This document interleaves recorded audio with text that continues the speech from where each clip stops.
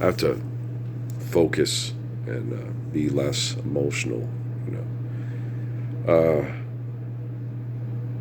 it's very difficult to do when you've been abused to the extent that I'm being abused. It's hard not to get emotional when you go through uh, what's happening. And you assess what's happening. You explain what's happening. You explain logistics and other things to people and go, here's, you did this, here's what's going on.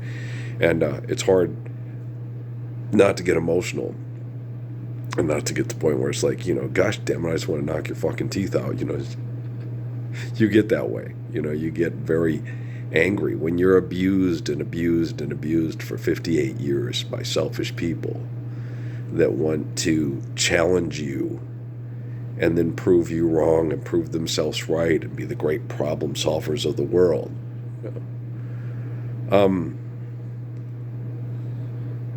The book of Revelation, okay, which is just, if you go read the book of Revelation, there is more prophecy and evidence about, details about my life than any other religious documentation that I know of talking about an actual person's life, prophecy about someone's life.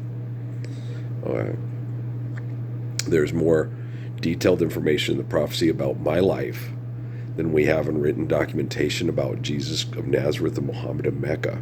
Okay. And David and Moses, there was more, they have my mother's name, my father's name, communications and prayer through different religious groups, through different religious documents with my nephews Gabe and Mike. And so there's tons and tons of information, and then they can scientifically trace the signals of communications through using Wi-Fi and radio waves and stuff. And so, as far as my life, there was more evidence to prove that this is the guy from religious documentation. This is the dude.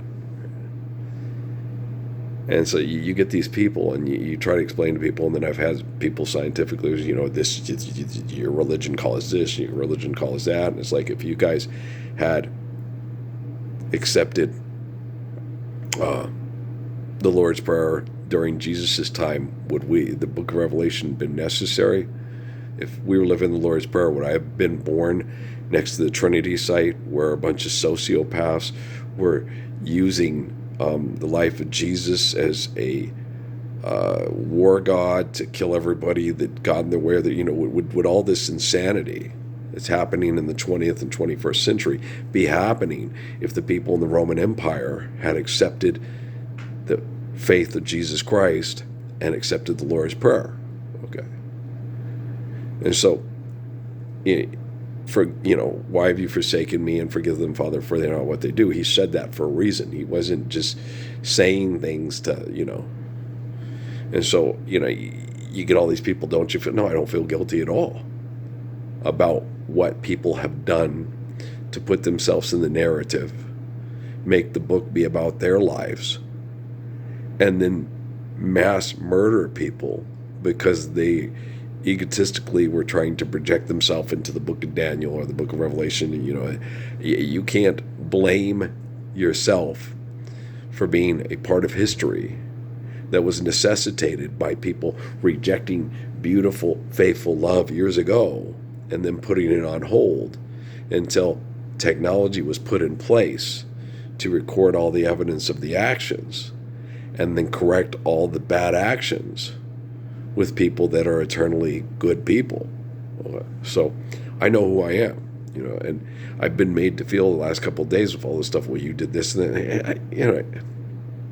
No. Okay. You look at my life and the difficult situations that I was in, and wanting to have a private marriage, wanting to have a healthy sex life, wanting to have a functional marriage, and being able to get off the grid and go to a smaller town and just survive this hell until all you great problem solvers and superheroes and super scientists fixed everything. When Jesus told me what I had to do when I was a little kid, I just, okay. It's kind of like, okay. And then when I was in my 13th, that summer I turned 13, I told my family, I'm not going to ask what Jesus has done for me. I already know what he did for me. I'm asked what I can do for Jesus Christ. I'm not going to have him pay off for my sins. I'm going to get up and do what he asked me to do so we can, like he told me when I was a kid, you're going to be the one who helps me stop this nuclear warfare, Holocaust threats, and all this Cold War bullshit. You're going to do it. And I was like, okay. And I didn't see that when I was 13. I just jumped up and said that when I was being attacked by Pentecostal preachers through my family, And, but when you're working for the CIA and the FBI and you're a part of the Vatican and the Quorum of the 12, it's got to be pretty impressive when you're spying on a kid, hear him talking and listening to his transistor radio with a televangelist preacher who has no concept about the book of Revelation and turns it into psychotic, scary stories that scare the crap out of children. And the little kid says, Jesus, I don't want that to happen. We play, and they can't hear all the conversation because I'm not having outer dialogue. He's talking to me, and then I'm talking back to him. And then by, about 4 or 5 years later, here's this kid in Deming, New Mexico, being attacked by religious corporations through his family, and gets up and says, no, I'm not gonna ask what Jesus, I already know what Jesus has done for me. I'm gonna ask what I can do for Jesus Christ. And I was in Eckankar at that time, but I still had that understanding that who Jesus was, and he was always my friend, and he was always there for me. And he never left me when I was in Eckankar. He never told me I was going to hell. He just helped me through with everything. He always helped me through with everything. And, Jesus knows how hard puberty is, and Jesus knows how hard it is to be a teenager, and Jesus knows how hard it is to be a young person trying to have a marriage, and Jesus knows.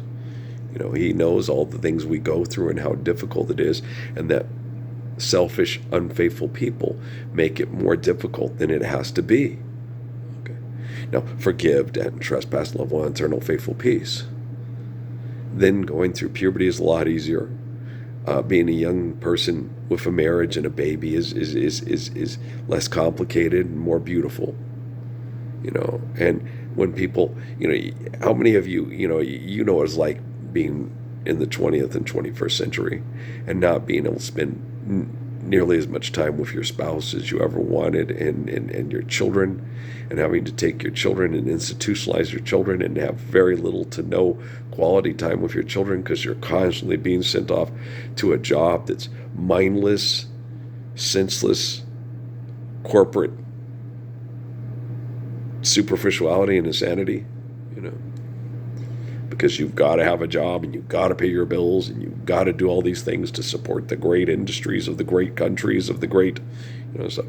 And so all this arrogant, egotistical, superficial frivolity they call wealth and success and advancement and scientific advancements and discoveries, And when you do things right, you don't need to over-excess and as far as in the future, robotics, like I said, I see robotics doing sewage and waste.